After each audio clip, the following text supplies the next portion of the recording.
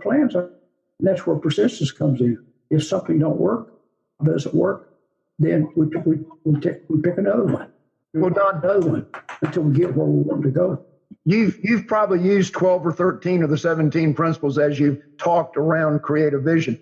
One of the things when I was preparing for today's conversation, I tried to stop and think about some examples where Napoleon Hill has influenced me with creative vision to know that something that I need to have done will happen, but I just don't know how it's going to happen. And I thought of one simple example. I used to own a marina, and the city wanted us to tear down the shopping center that had some very undesirable tenants in it that were stopping the rest of the community from developing.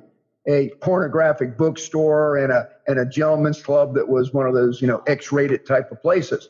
And so a government person told me that if I would buy that shopping center, the city would pay for me to tear it down and vacate all those leases. First to vacate the leases, then tear it down.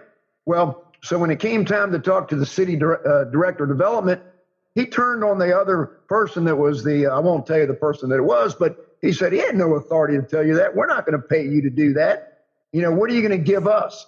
Well, that was a bad situation because I had been told by somebody at a very high level they needed the shopping center cleaned up and that if I got involved in it, they'd help fund it. So we had a piece of property across the street that was a little teeny piece of property that we had no use for. And I said, well, we've got a piece of property across the street. How about we give you that and then you do what you need to do so we can help you? And the guy said, well, that property's not worth anything. And so I said, well, I disagree with you. So here's how it turned out. And this is the creative part that I'm so pleased with. I actually hadn't thought about this example in maybe 10 years or so until I was preparing for our conversation. So they told me that they would give me whatever a fair market appraisal would show up. And I said, all right, I'll accept that. And so I said, but you can let me pick the appraiser. So I knew this appraiser that was a very fair person. And I said, I'll show you why that property, the city told me that property was worth $150,000. And I told them that was totally off base. It was worth $650,000. Now that's a big disparity in value.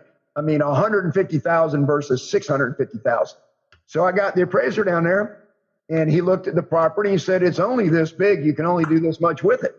And I said, no, you can build that building on stilts and use the entire parcel for parking. They had pictured a building to be built that could have a commercial office space and maybe some apartments on top of it. And I said, you can use every square inch of this land for parking, except for where the foundation has pillars that put it up. So I designed a building on a napkin with this appraiser, and I showed him that we could get X number of parking places, X number of square footage of commercial lease out, and so many units with penthouses, and the fair market value was easy to establish. And he appraised that property for $650,000. And the city had no choice but to write my company a check for $650,000 for what they offered me $150,000. And it was just all because nobody saw what the air rates were, that when you build it up, a building, a piece of property is worth a whole lot more if you can make it go real high vertical. But anyway, that's just an example of when you're stuck in a situation where a lot of people are going against you, you just got to be creative. And that's what Napoleon Hill is teaching us how to be, creative vision. Creative visualization wants to give us civilization that we enjoy. Yeah. Not in Think and Grow Rich, but read somewhere else recently. But Clarence Sanders was in Memphis. He got the idea of the Big Wiggly stores by letting these women fire. He told the boss, he said, instead of these women's coming here with a shopping list, and we have to hire somebody to go back there and all the shelves and bring it for it. Why don't we just give them a thing and let them go pick their own shelf? And he said, Clarence, you're fired. We can't have these crazy ideas. College out of Piggly Wiggly's. And where he got the idea from was he went into a cafeteria. You go down the line, you pick out potatoes or lettuce, or what you want, and and they put it on your plate. And he thought, why can't you do that in a grocery store? Let people go to the shelves. And the thing is, if they're allowed to go back there and shop, they will things that's on their list that they'll want once they see it. And if they'll spend a lot more money if they're allowed to shop rather than place an order at the front and wait. So, or simple idea, but difference made all the difference in the world. Made millionaires out of a lot of people, like A and B grocery chains and so forth and so on, and the Piggly Wigglies. Simple idea. Creative man. He was creative. Don, we're about running out of time. I'd like to give a summary that Napoleon Hill did in that chapter on creative vision, and then have you close it out with whatever you'd like to end it with. Okay. Here's what Napoleon Hill said at the end of this chapter. This is his advice to all of us on how to tap into our creativity. He said, get away into some quiet spot where you will not be interrupted for an hour and have a visit with yourself, perhaps such as you have never had before. First of all, find out what you would like most to do. Then lay out plans to begin doing it, and begin right where you are to carry out your plans. Second, recognize now and forever that whatever you get from life will depend upon what you give to life through some form of useful service. Well, Don, I'd just like to tell you that I just absolutely love being stimulated with thinking that's based on Napoleon Hill principles, and Napoleon Hill principles are based on the word of the Lord. And that's the number one thing I'd like to say thank you to you for, is that I know where all this thinking comes from, and it's good, truthful, sound, morally correct words from the word of the Lord, from the good book. So, Don, would you like to say anything else before we close? Yeah, I used to attend the guidepost functions years ago when Mrs. Buell was still. In fact, as I went to New York to her under party, she kept telling us she was going to invite us, and a bunch of us went. There were a lot of slept, but I was invited. It was held at the Marriott, Fifth Avenue, downtown New York City. And I went to Palm Springs, Palm Beach, Cleveland, different places. But Norman Vincent Peale, of course, we know him from Power of Positive Thinking, right? Along with Hill stuff. But oh, by the way, Norman Vincent Peale, he married Donald Trump, Ivana, in 1977, I think it was. But he said that he talked about achieving goals. He said, first seek the kingdom of God and his righteousness.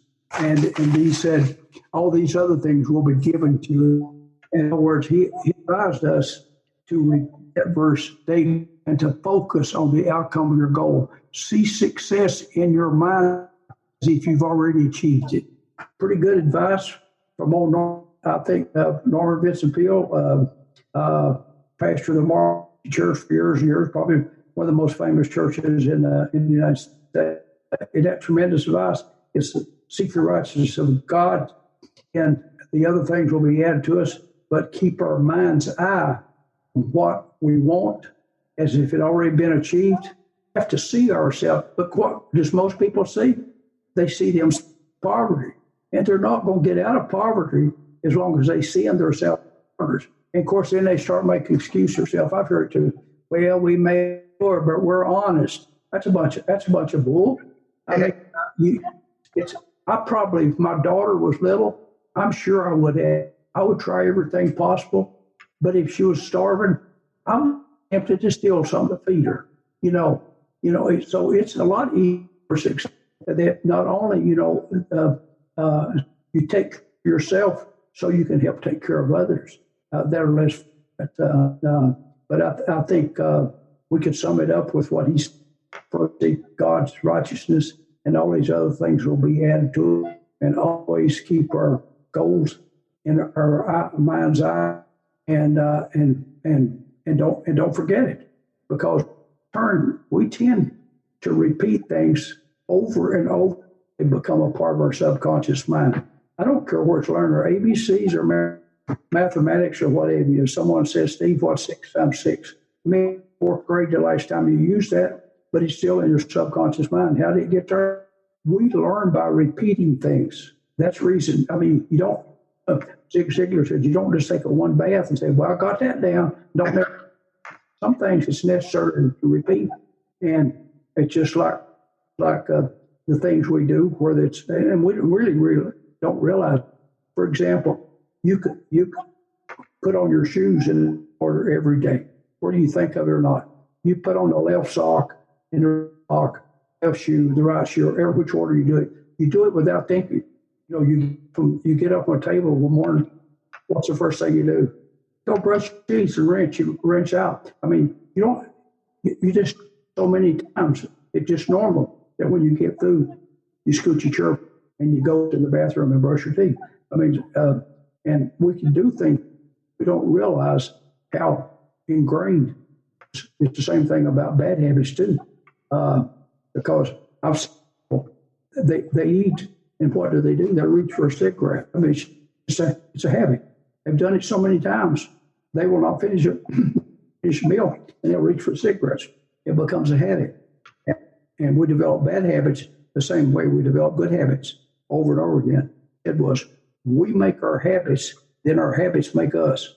Problem is, it doesn't matter whether they're good habits or bad habits, but sooner or later, we'll repeat those things till they become habits, and it defines who we are, whether we're a caring person trying to make the world a better place to live, or where we're one of the, and it all comes about by habits.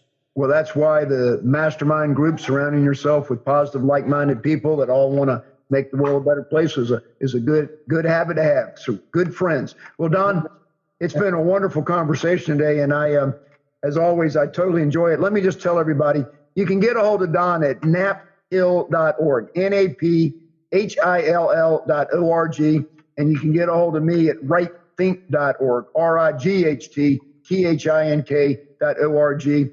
And we're there for you. If there's anything we can do for you, just reach out to us and we'll respond to you.